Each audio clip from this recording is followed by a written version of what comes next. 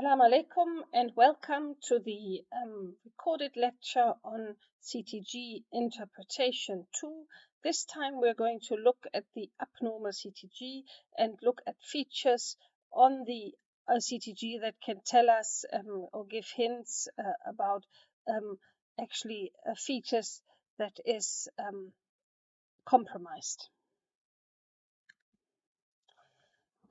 We want to, and our objectives in this lecture are to understand what an abnormal CTG can tell us, practice our systematic approach to CTG interpretation that we have already learned in our first lecture on CTG, discuss some of the most important features and their abnormalities in the CTG. Finally, we will look at some examples and also will discuss purpose and use of fetal blood sampling.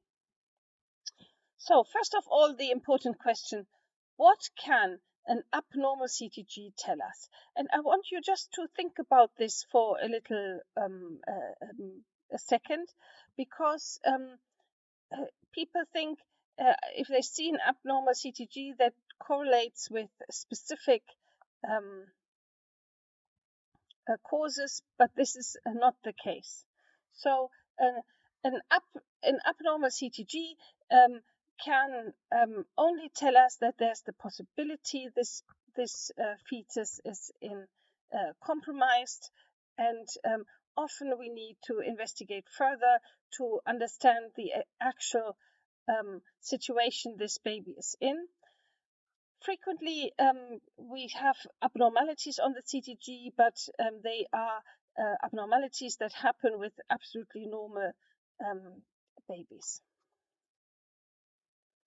Okay, I just want to remind you before we go on, I want you to remind you of Dr. C. Bravado, so that you start with determining the risk, then look at the contractions, look at the baseline rate, assess variability, look if there's any accelerations on the CTG, look for any decelerations that you might see, and then make a plan, an overall assessment and plan for further kind of management of this patient. Please have a pen and paper with you for this lecture, so you can kind of make notes as we look at CTGs. You can look at them yourself and see what you find as when you look at it, and then compare it to my interpretation. So first of all, to remind you how we take the CTG, I have already said that in the first CTG lecture. The external monitor, which is usually used and much more commonly used, has two probes. One that is put on the fundus for the tocography, so the monitoring of the contractions, and the second one, the Doppler sound effect probe, is put on the lower down the mother's abdomen. If the baby is cephalic, it has to put below. It has to be usually put below the umbilicus, and to monitor the fetal heartbeat.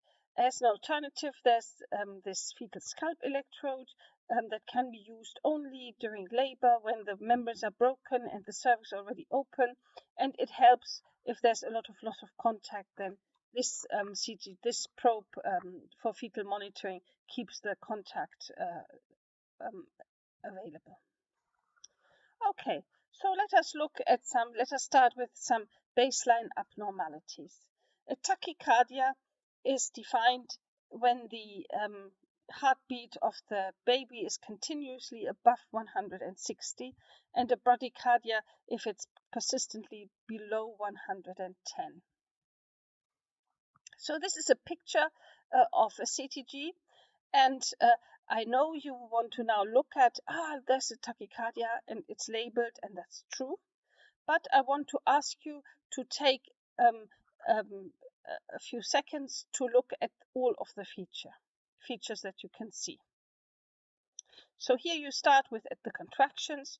You see there are contractions there, 2 in 10 minutes.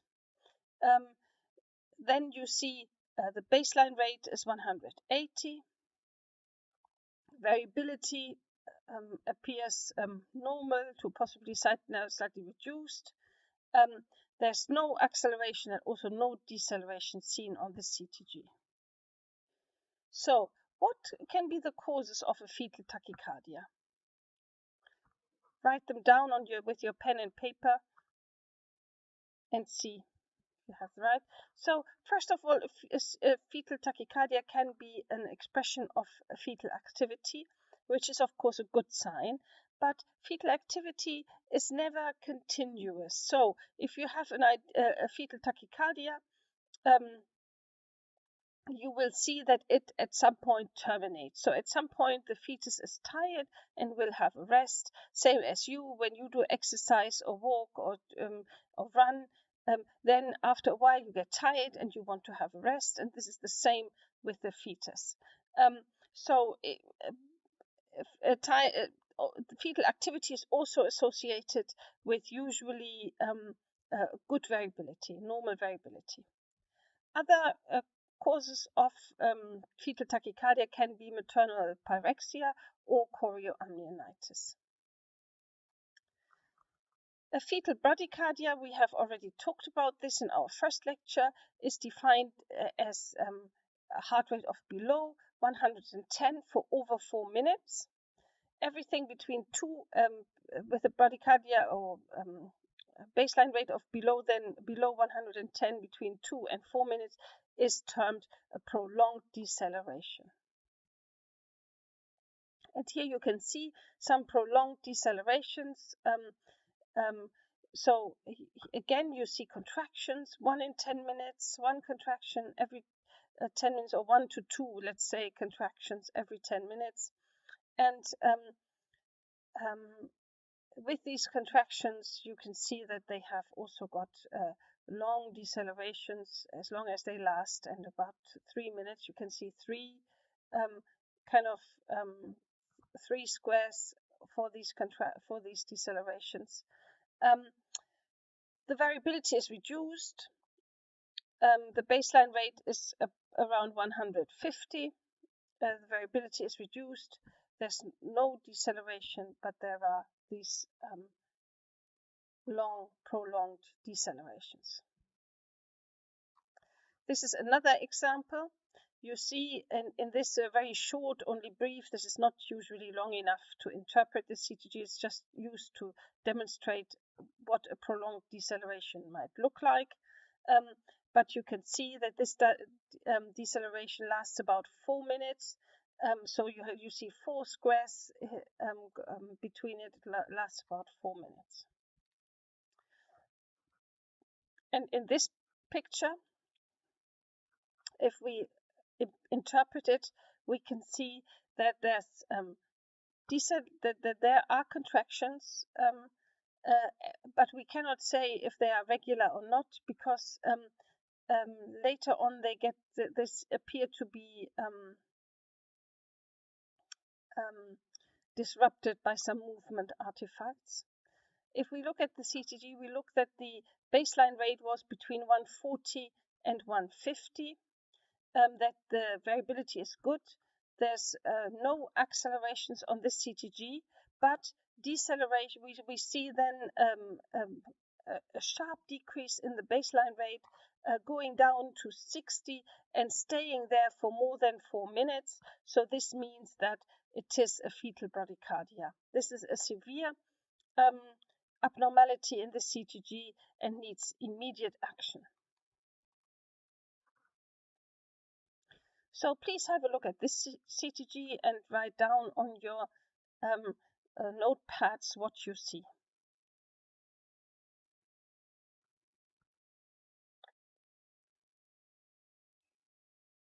Yeah, so I'll start.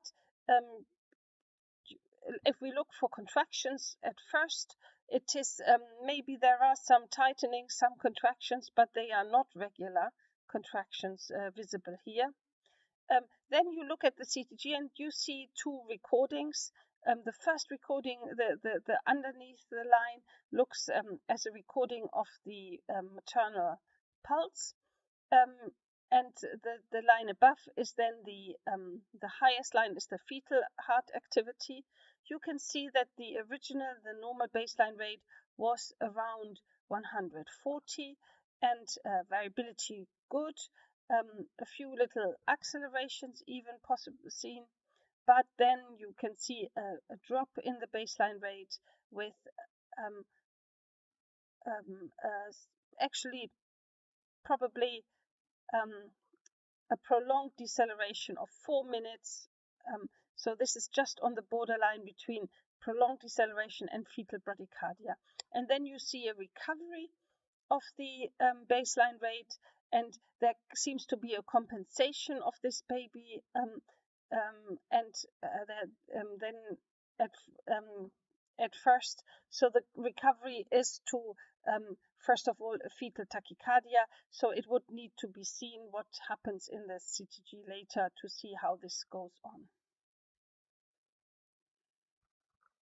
So what is the significance of a prolonged deceleration, such as we have seen in the CTG just before?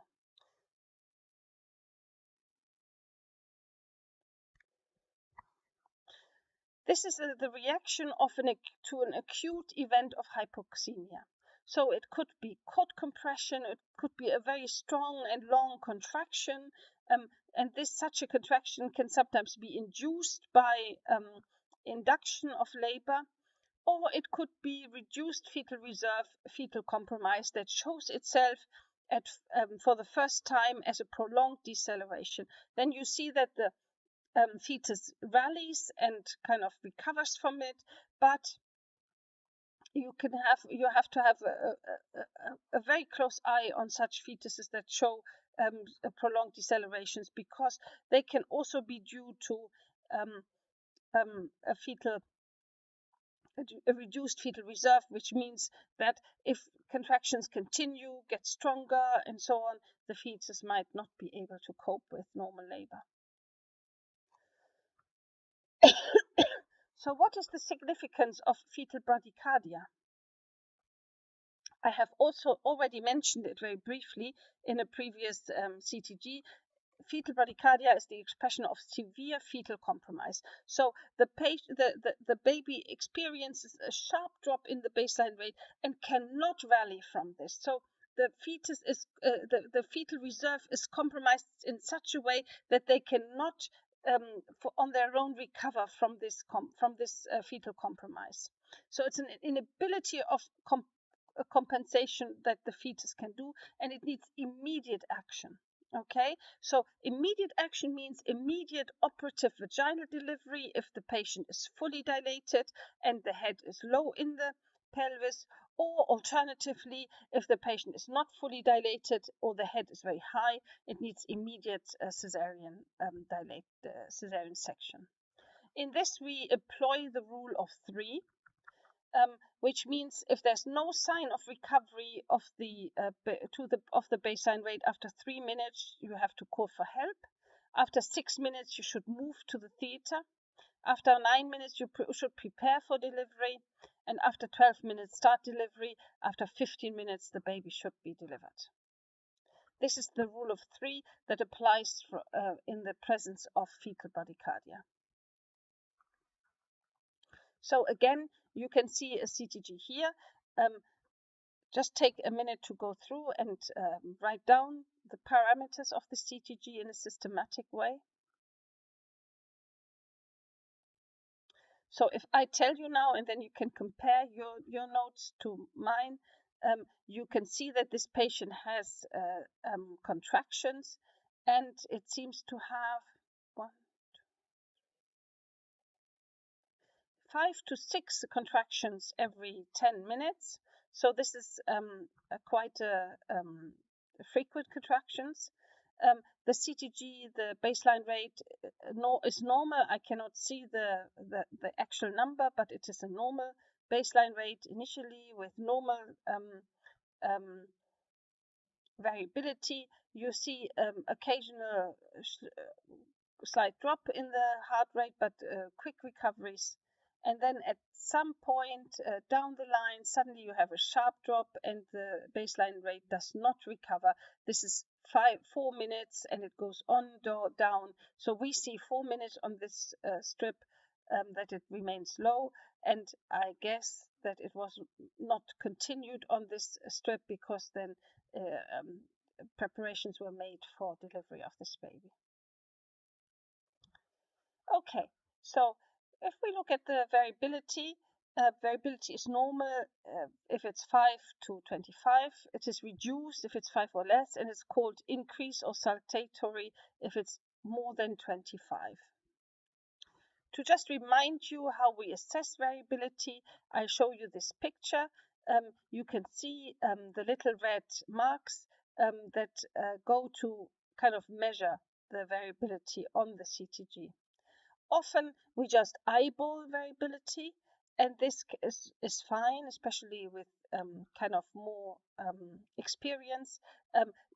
On this CTG, it's easy to see that the variability is normal. If we look systematically at this CTG, we can see that there are 2 contractions or tightenings in 10 minutes, that we have a normal baseline rate, normal variability with acceleration and no deceleration. So this is a normal CTG of a patient who's probably not yet in labor. As a comparison, I want to show you this picture that illustrates reduced variability. Again, you see a patient who has about this patient has about 3 contractions in 10 minutes or tightenings. We are unable to say. Sometimes you see such little changes on the CTG, and they represent tightenings. But they might also represent contractions, and that is if they are painful and if they also kind of put the patient into labor, so cause dilatation of the cervix. If we then look at the baseline rate, we can see that it's 150. The variability in this patient is reduced, and you see no acceleration and no deceleration on the CTG. Reduced variability is worrying. So variability is the let's look at just write down what you think the significance of variability is. So variability is reduced variability indicates fetal compromise, or might indicate fetal compromise. The variability is an expression of the sympathetic and parasympathetic nervous system of the baby, and if you kind of have hypoxia, you find that there's kind of an accumulation of lactic acid, and this leads to the appearance of this reduced variability.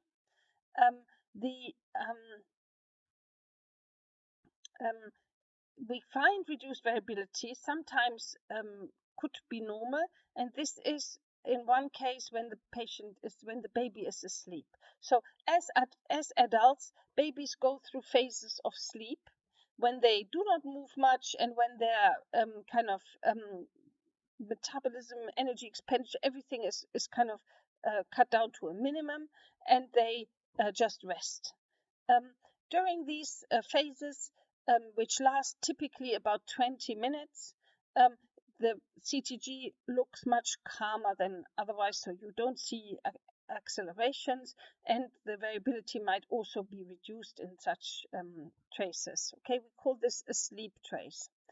However, it is typical when we see such a sleep trace that it should recover after 20 minutes, and if it does not recover after 20 minutes, typically you wait until 40 minutes and see if it recovers.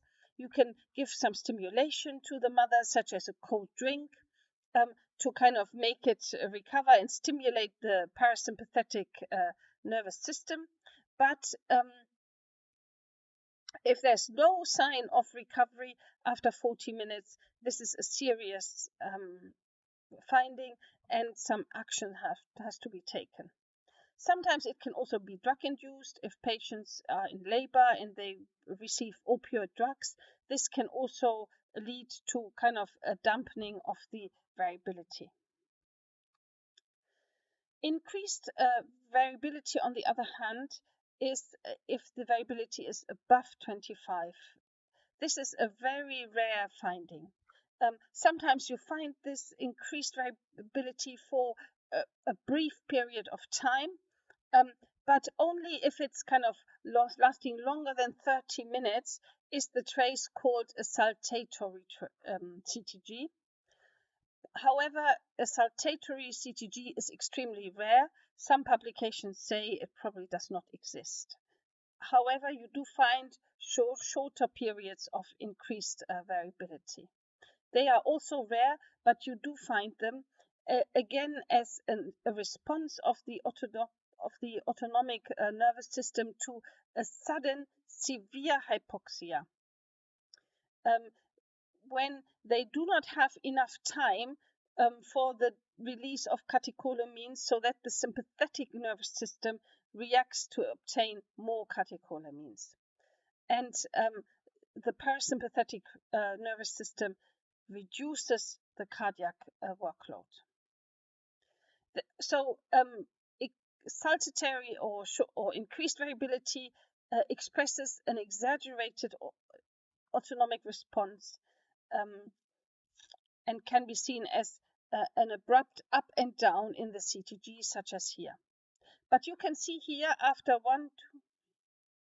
6 minutes, the CTG, the variability comes back to normal. You can see this in this trace as well.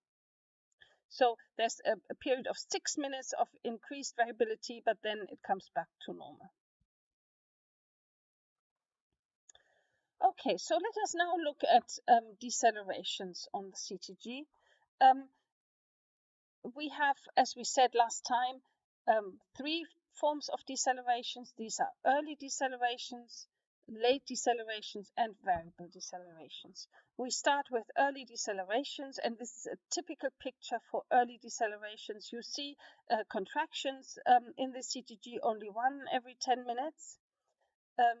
But corresponding to this, the baseline rate is normal at about 150 or 140. The variability appears a little bit reduced, and you see, but you see one acceleration between the first and second deceleration, and then you see the early decelerations, which are a mirror image of the contraction. So what is the significance of the early deceleration? Yes, they are again very rare. They are an expression of head compression, of the compression of the fetal head in the pelvis, and they are usually benign. So they are usually not to be worrying about too much.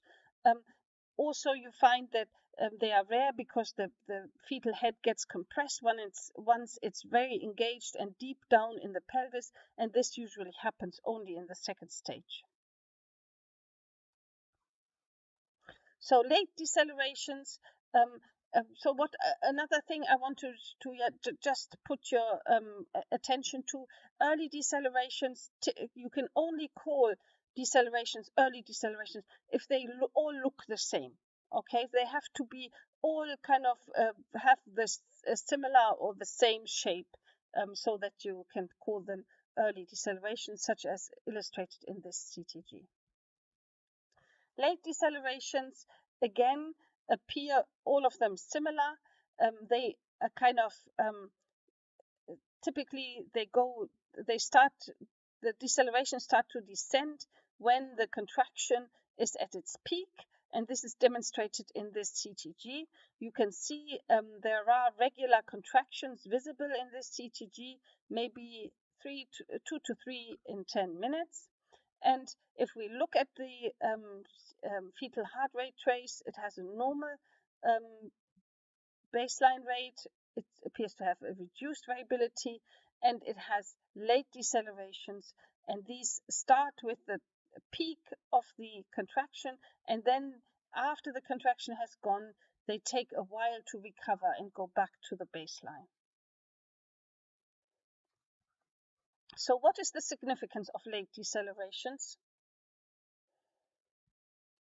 So the significance of late decelerations have to be understood within the clinical context. Okay, it can be that they are due to excessive uterine contractions, to maternal hypotension, maternal hypoxemia, or they can be an indicator of fetal compromise, such as a reduced placental exchange, so insufficiency of the uteroplacental unit. This can happen typically in hypertension and preeclampsia or diabetes. They can be occur in babies with IUGR who are already antenatally compromised and where the fetal placental, the uteroplacental unit had been not functioning effectively and efficiently before the labor. And they can also occur in abruption when the abruption maybe is only partial. Some transfer of blood remains to the baby, but this is severely compromised.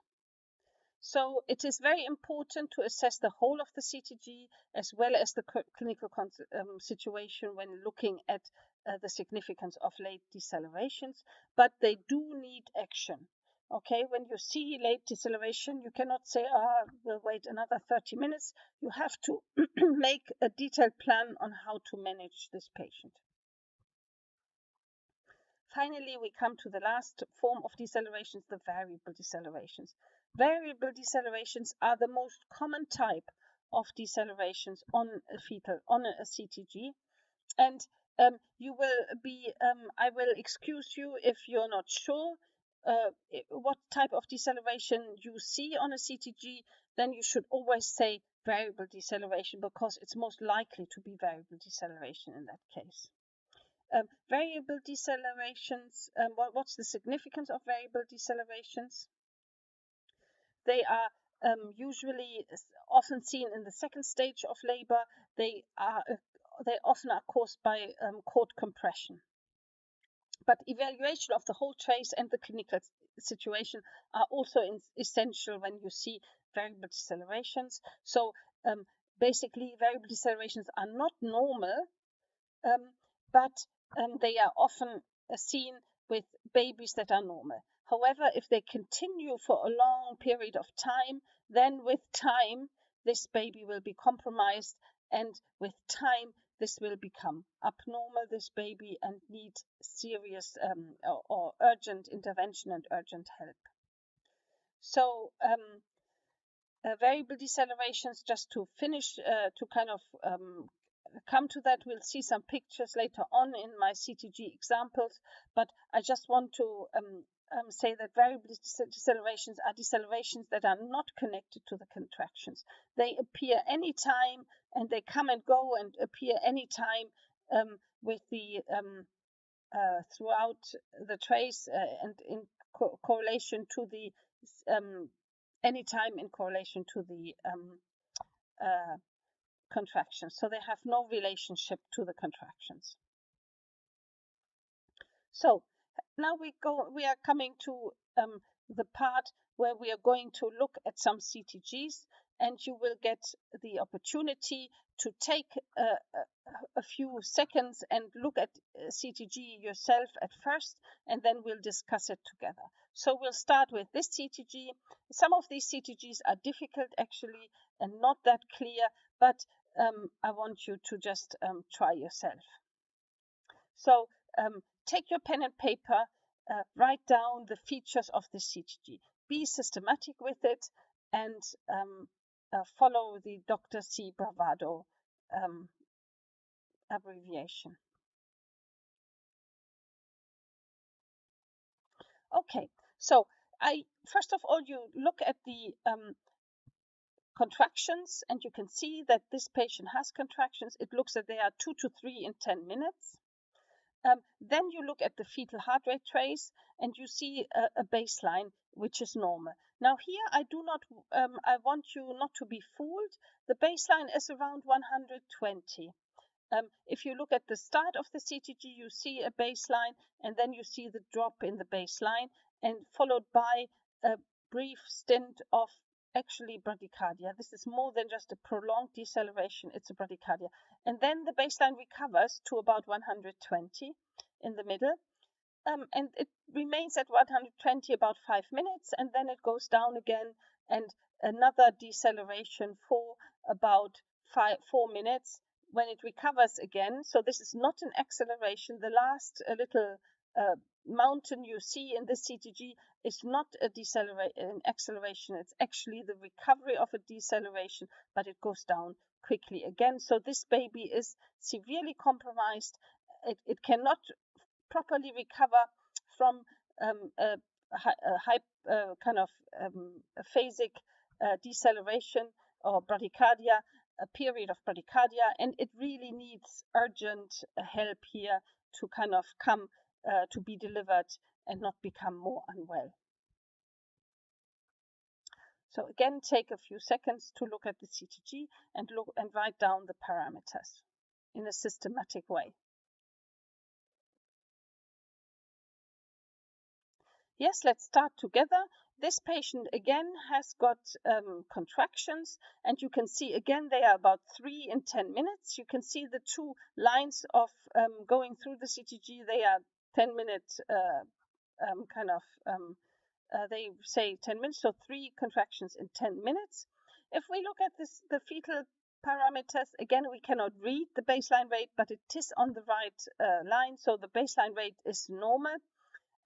Acceleration again is normal.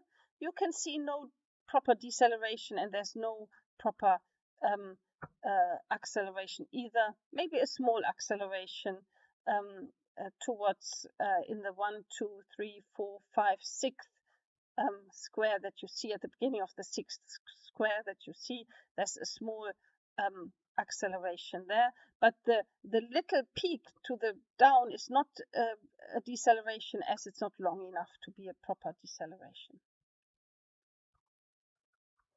Okay, please take again a few seconds to look at this CTG.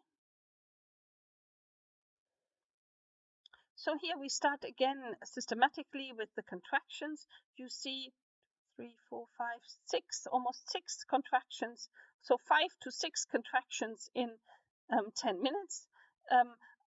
So what is the normal number of contractions in 10 minutes? Yes, 4 to 5 contractions in 10 minutes is normal. So 6 contractions in 10 minutes seems a lot. Maybe this is induced, but maybe this patient undergoes induction of labor, and this is kind of a hyperstimulation of the uterus. If we now look at the CTG, we can look at the baseline rate, and the baseline rate is around 160. At the beginning of the CTG, you can see that. And then you see some deep decelerations. They are not prolonged because they are less than 1 minute or around 1 minute, and then they recover, and then they go down, and then they recover. So, but they are deep decelerations, and after the third deceleration, you can see that the baby compromises this state with a heart rate of around 180 or even 200. Okay, so in this baby, you have to have a look what happens down the line. So we should have a look at the longer CTG, but the second half of the CTG represents a fetal tachycardia. The variability appears slightly reduced in this stint of the CTG, and it would depend on how quick this CTG recovers, if this kind of can be tolerated and observed, or if it should be requiring immediate action. Okay, so I want you to have another look at the CTG again.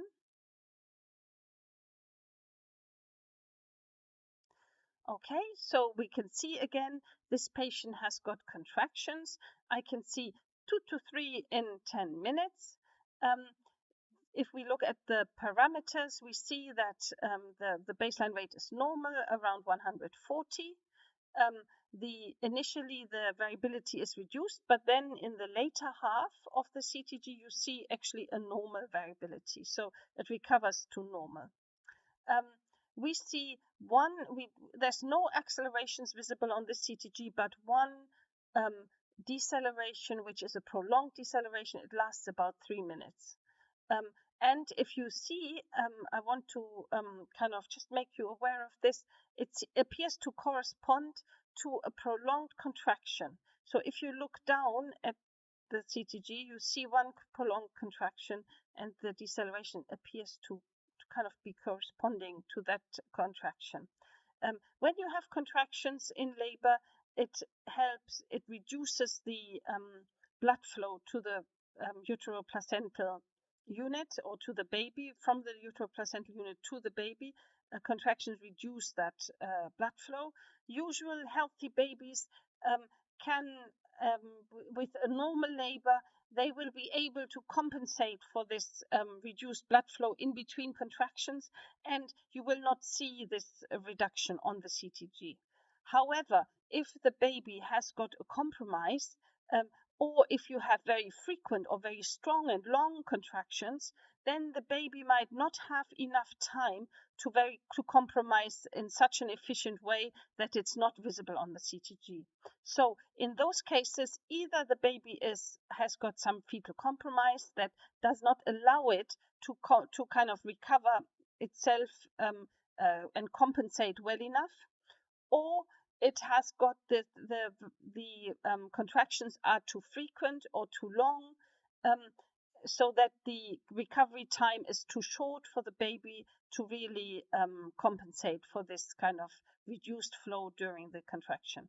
In this case, it might well be that this one long contraction might have caused this long deceleration. But only a longer kind of observation of this CTG will actually tell you this, will give you the full story to this problem. So another CTG.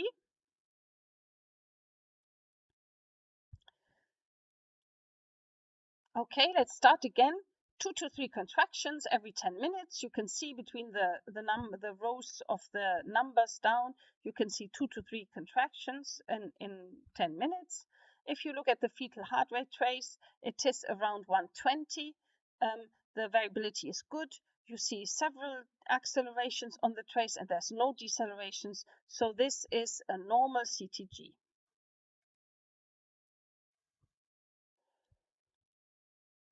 Again, have a look at the CTG. Okay, let's start with looking at for contractions, and there's no regular contractions on this CTG. There are a few contractions. I can see 3 contractions altogether. That might be contractions. They might also be tightenings. This is unclear. In fact, you can see this little up and down in the row. It's not kind of one line, but it's kind of a wavy line. If you see such a wavy line, it can often represent, not always, but often it can represent what we call uterine irritability. And this is something that is found especially when you have infections, and it might kind of cause this sort of appearance on the CTG. When we look at the fetal heart rate trace, we see that the baseline is increased. It looks as sitting about 180 beats per minute. The variability is good, and you see one deceleration and no accelerations. So what is the overall impression that you get from this CTG? That's right, this is a fetal tachycardia. Now you have to think about what causes this fetal tachycardia. And together with the little wavy line that you see at the bottom, which is often seen in the face of chorioamnionitis, this might well be one appearance of so it might well be an appearance of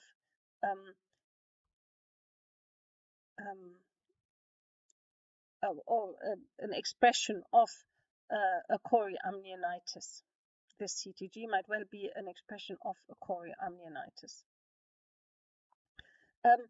However, there can be other causes. It can be that the patient has got an infection like influenza or something like that, which causes her to have a temperature.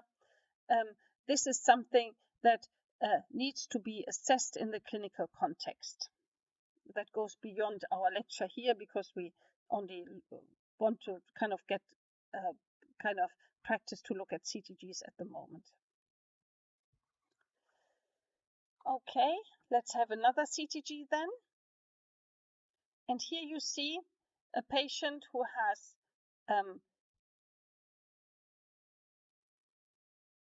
around 2 to 3 contractions per minute. You can see that this CTG has, you can see the smaller, the larger squares are a bit smaller and more together, and set 10 minutes are between the two number lines always. Okay, so they appear a bit closer together on this CTG.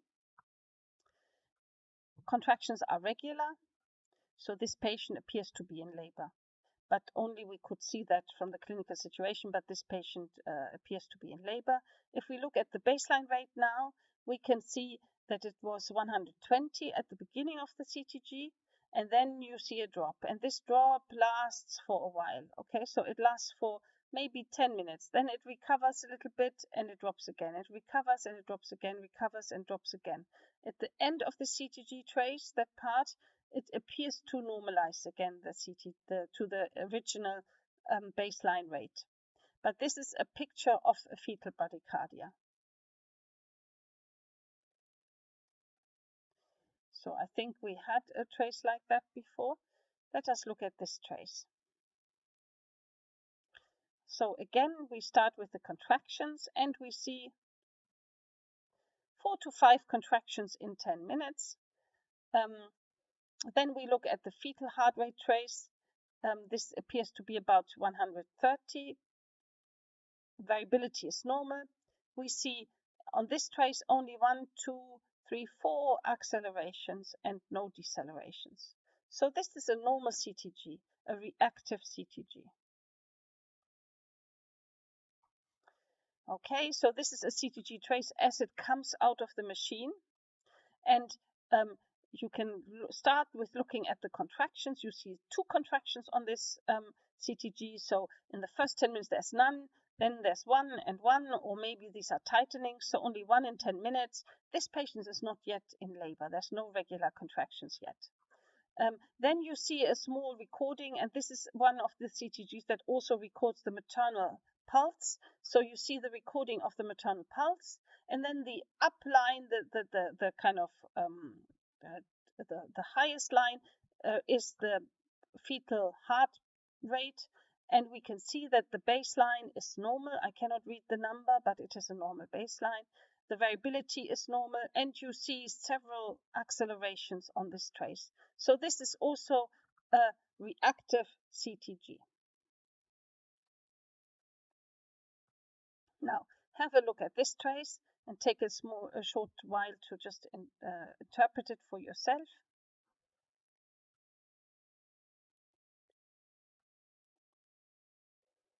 So starting with the contractions, this patient has 2 to 3, or let's say 2 contractions per 10 minutes. But then these contractions do not appear to be regular, because then she has a longer period without contractions. So this would need to be assessed on a longer trace and in the clinical context. But then you see a baseline rate of 120, a normal variability. You maybe see 1 acceleration down at the last kind of little hump is possibly an acceleration. But then you see late decelerations. So these are late decelerations that occur and start off actually, with the heart with the fetal, the contraction, and then go on. Actually, they do not look quite the same. So it is actually more likely to be variable decelerations than late decelerations. Also, the first deceleration, you see a little hump on a little shouldering at the beginning of the first deceleration. So this is a picture of variable decelerations. All of them look different, and they are slightly different in the timing with the contractions. So this is something that would have to be observed and looked at, what's going on with this baby.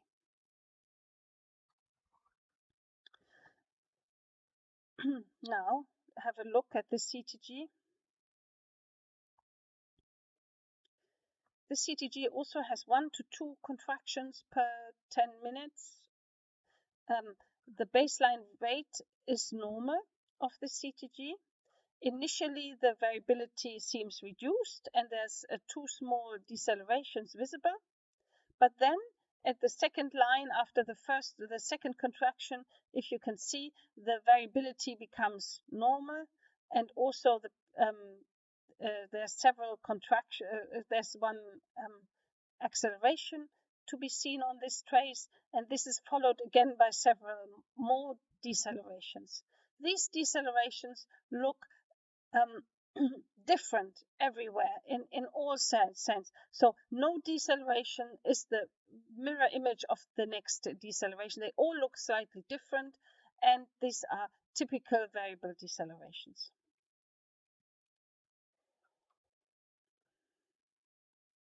So if we look at, just want to finish, sorry, I moved on a little bit quickly here. Just want to finish the overall assessment of this CTG.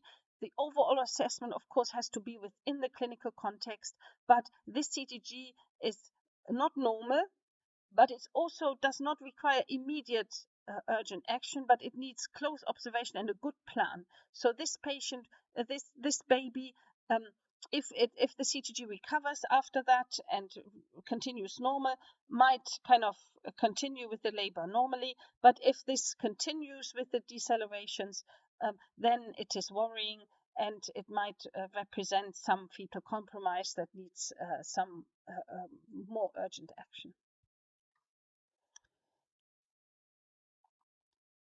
So this CTG, again, you see 3 to 4 contractions per minute, and these are regular contractions. This patient seems to be in labor. If we look at the fetal heartbeat trace, there's a baseline of around 130. The variability is good. And you see, again, decelerations, which are typical variable decelerations because they appear at different stages. And with the contraction, they all look different, and they have some variability at the bottom of the deceleration. These are typical variable decelerations, and there's no accelerations seen on this trace, on this part of the trace. The variability in this trace, and also the one we looked at previously, was normal, and this is a very reassuring sign. So if you have variable decelerations ongoing, but your variability remains good, and you also have some variability at the bottom of the contractions, this is a kind of reassuring sign, but still they need close observation and might need some intervention.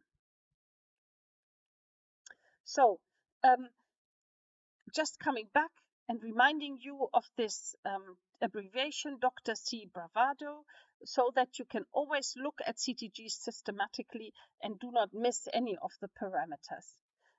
Interpretation of CTGs can be tricky, especially in the kind of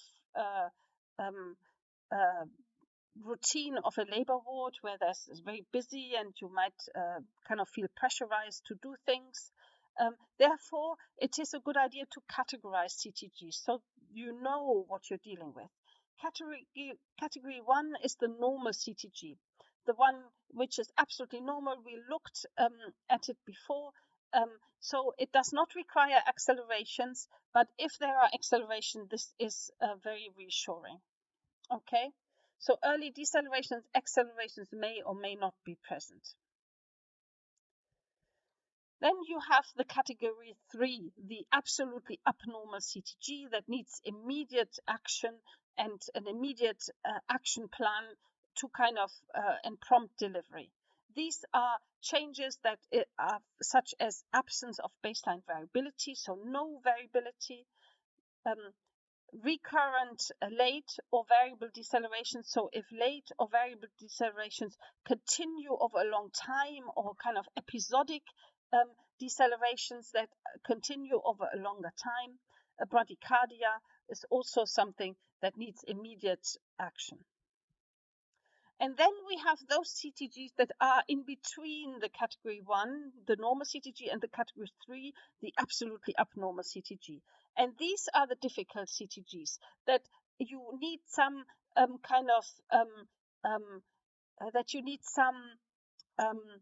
that you need to see in the clinical context, and that can kind of give rise to different actions and different interpretations. Okay, it is important to take care with interpreting such CTGs, because you do not want to end up to kind of with any CTG abnormality immediately do a cesarean section, because then your cesarean section rates will rise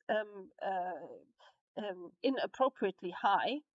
But you also, of course, you do not want to miss serious abnormalities that result in fetal compromise and may result in some neurodevelopmental delay after delivery of the baby.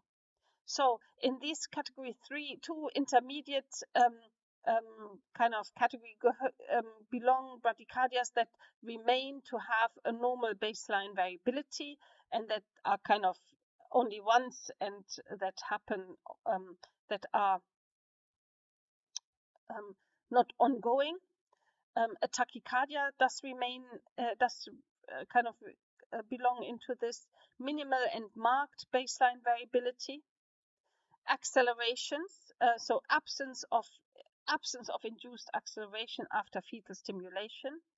Periodic and episodic deceleration, so longer than 2 minutes but shorter than 10 minutes. Okay, so recurrent late decelerations with moderate baseline variability, and also variable decelerations belong into this, with other characteristics such as a slow return to the baseline, overshoots or shoulders seen, also belong in this category.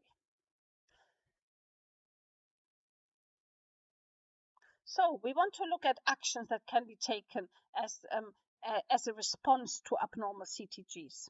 Okay, so and we have already talked about this, if a patient is fully dilated, the head is low, or she's pushing and you can see the head, you might be able to do just an episiotomy to kind of help delivering the head. You might just kind of tell her push very hard and she might be delivering it, or you might do a ventouse operative vaginal delivery to help this baby deliver quickly. However, if you have those patients that are still far away, maybe still in the first stage, you might need to do some other actions. Okay, and other actions can of course be cesarean section, but we know that the cesarean section rate will rise if we only have the CTG and make our decisions, especially in category 2 CTGs, make our decisions singly and solely on the CTG appearances with regards to cesarean section. There are some other methods we can take, some other interventions we can do. And the main one is fetal blood sampling. This is an illustration of a fetal blood sampling. It's basically to take a little drop of fetal blood from the fetal scalp, and this we take to the arterial blood gas machine, and in the arterial blood gas machine it will give us a pH. So we do not look at the oxygen or the carbon dioxide measurements too much, but we do look at the pH of the baby and make the decision based on the pH we get. Okay, so fetal blood sampling is done like this. You have an amnioscope. So here the plastic you see as plastic instrument is an amnioscope, that you can insert into the vagina and through the open cervix. So fetal blood sampling can only be done if the cervix is already open and if the membranes are ruptured, so that you can see the fetal head. Okay, when you insert the amnioscope, the fetal head looks like this. You can see the fetal head like this. And on this fetal head, you will then kind of clean the area. You will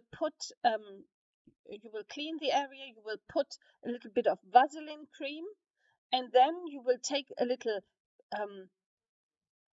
pricker that is like a finger pricker but on a long stick, and you will make a small